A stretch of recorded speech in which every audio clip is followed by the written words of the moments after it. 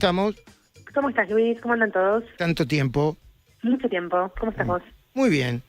Bien, Bueno, me Mariana, alegro. hace tiempo que venimos hablando de unos datos, incluso Santiago Bilinkis no solamente los puso sobre la mesa, sino que los atravesó, sino que hablaba acá de una fuerte tendencia, creo que estaba hablando del mundo en general y de la Argentina en particular, a tener menos sexo, sexo real, y probablemente de que haya aumentado el sexo virtual o digital o como quieras llamarlo. ¿Esto es así? Sí, en realidad lo que estamos observando es que hay una tendencia, efectivamente, a tener menos sexo real, para llamarlo de alguna forma, ¿no? Porque real sigue siendo de todas formas, pero sí hay una leve o un leve ascenso de esta cuestión más digital y de esta virtualidad que también viene a acompañar y a instalarse definitivamente, donde las personas están encontrando o estamos encontrando nuevas formas de relacionarnos, no solo desde lo sexual, sino también así, desde lo vincular, ¿no? Y entonces aparece esto que ya venimos hablando desde la pandemia, Luis, que tiene que ver con el sexting, con esto del sexo virtual, de hacer hotcam, toda esta cosa que aparecía muy incipiente en la pandemia, hoy ya lo tenemos recontra instalado, pero también hay algo más que tiene que ver con la inteligencia artificial, ¿no? Y estos nuevos espacios que empieza a cubrir la inteligencia artificial, bueno, ¿qué nos pasa con la sexualidad?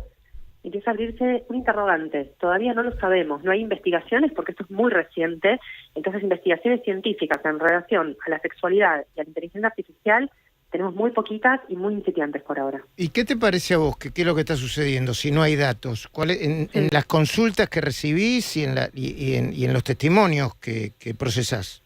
Mira, a mí lo que me parece es que estamos frente a una generación que ya está entrenada en la virtualidad. Nosotros, vos, yo, muchos de los que nos están escuchando, somos mucho más analógicos. A nosotros nos gusta relacionarnos, vernos, tocarnos, mirarnos, abrazarnos. Nos gusta más el contacto físico y estamos entrenados y nuestro cerebro viene armado y seteado de esta forma. Pero la generación que nos sigue a nosotros, que es los centennials, ¿no? Como la que nos sigue a nosotros, vienen de otra manera y están formateados de otra manera, están seteados de otra forma, que tiene que ver más con esto, con lo digital, con un mundo que se abre a otro tipo de posibilidades. Ahora, Ni ¿me bien ni mal, dejás que pero te diga distinto. algo? Vale. Yo no sé, yo particularmente no sé qué le pasará a otras personas. Yo no soy de los que creen que todo tiempo pasado fue mejor, qué sé yo, pero el contacto No. físico, el abrazo, Mm. genera estímulos diferentes y no solamente para el sexo, digo para la emoción, ¿no? Sí, en la vinculación, sí, Sí, sí, te sí. entiendo, te entiendo. Y ¿Eso, coincido con eso vos, no es ¿eh? obvio o no es así? Mira, yo coincido con vos. Lo que pasa es que acá la apreciación personal que podamos tener, y aunque coincidamos en esto, excede a la realidad. Es decir, hay un dato crudo y puro, que es que esta generación nuestra se vincula y se relaciona y sexualmente prefiere estas otras características. Y la generación que nos sigue, y probablemente la que le siga a esa generación que nos sigue, se vincula de otra manera. Esa es una descripción objetiva nada más. Después, sí, yo coincidiendo con vos y haciendo un juicio de valor, te digo, sí, en cuanto a calidad y en cuanto, si querés, a lo mensurable, que es el nivel de hormonas que se desatan en el torrente sanguíneo, a lo que te va pasando a vos emocionalmente con otra persona, al entrenamiento también de esa emocionalidad, porque vos ves a alguien y lo tocas y lo abrazás, y esas emociones que fluyen en tu cuerpo también, o en tu mente también las tenés que regular de alguna manera. En lo virtual, estas emociones están mucho más desdibujadas, no hay un registro tan claro de esta emocionalidad, no hay un registro claro tampoco de lo que quiso decir el otro, si esa metacomunicación es correcta o no lo es. Hay muchos elementos que están aún un poco desdibujados, pero intentando salir del juicio de valor y ni bien ni mal, es lo que es simplemente, ¿no? Quizás yo lo que creo es que el desafío será construir ese puente entre nosotros, que somos más analógicos y necesitamos el abrazo, y estas generaciones que nos siguen, para que también aprendan a tener estos recursos emocionales, porque si no, estamos criando robotitos, básicamente, ¿no? Entonces, que también puedan aprender a tener un atravesamiento entre esto que es más analógico, más del abrazo, de la caricia, del beso y de la mirada, pero también que sigan en su mundo, un mundo más virtual, más digital, donde la distancia está desdibujada, ¿no? Y me parece valioso también eso, quizás no pensar en qué es mejor, sino cómo hacemos para que estas generaciones futuras logren tender estos puentes. Mariana, ¿cómo estás? Sarita te saluda. Yo te ¿Cómo quería estás? hacer dos preguntas.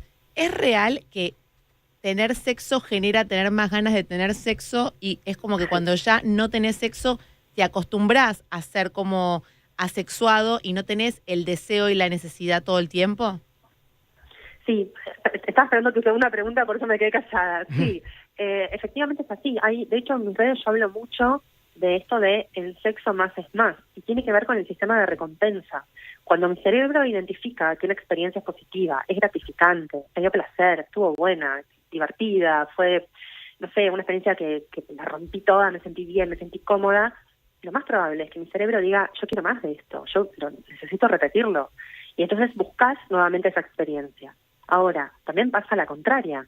Cuando el cerebro se acostumbra a que la experiencia sexual es negativa, es medio nefasta, la verdad que no hay ganas, baja el deseo, la verdad que para tener sexo así me quedo en mi casa, y empezás a ver más series en tu casa que a empezar a relacionarte con otras personas. Porque en sexo también menos es menos. Si no me conecto conmigo misma, si no tengo un vínculo saludable con mi propia sexualidad, si creo que el sexo es algo malo o negativo o displacentero, y lo más probable es que no quiera repetirlo.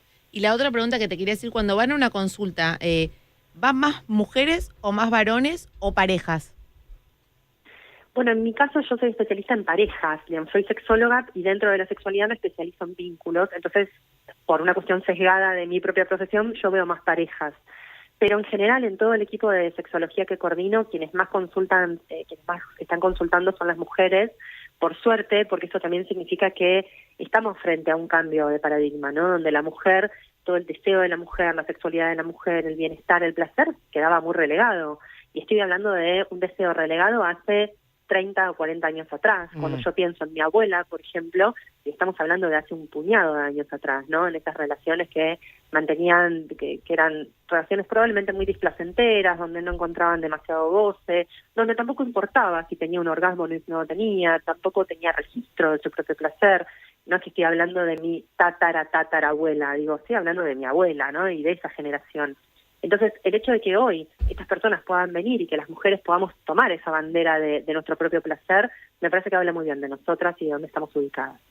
Mariana, hubo un dato que apareció en los últimos tiempos, es que hubo un descenso muy abrupto en la Argentina y particularmente en la ciudad de Buenos Aires de la tasa de natalidad. Uno puede diferenciar el sexo para reproducción del sexo placentero, pero van de la mano, digamos, esa tendencia que vos habías registrado con esta otra tendencia demográfica que está así documentada.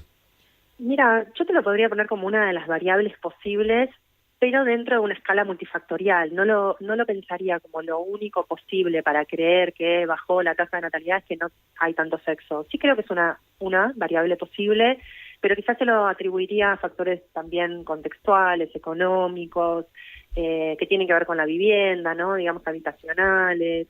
Creo que tiene que ver con otros elementos, la inestabilidad laboral de algunas personas. Habría que repensarlo y quizás releer juntos este tipo de estadísticas para ver desde dónde salen estos datos y qué implicancia puede tener o qué importancia puede tener, en este caso, únicamente la cuestión sexual.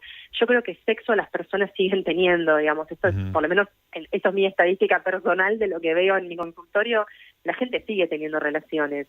Luego, la decisión o no de tener hijos me parece que ya corre como por otro lado, que tiene que ver con el aumento de información de los métodos anticonceptivos, la cantidad de preservativos gratuitos que hay, y bueno, y también la ley del aborto. Me parece que ha habido grandes avances en función de la prevención, de la anticoncepción, los preservativos gratuitos en todos lados, las pastillas anticonceptivas también gratuitas, y esa información, que en esto voy a hacerme un poco cargo, las redes sociales vienen también un poco a mostrar que esto está. Por ejemplo, lo comento ahora, seguramente después los oyentes puedan hacer algún comentario respecto a esto.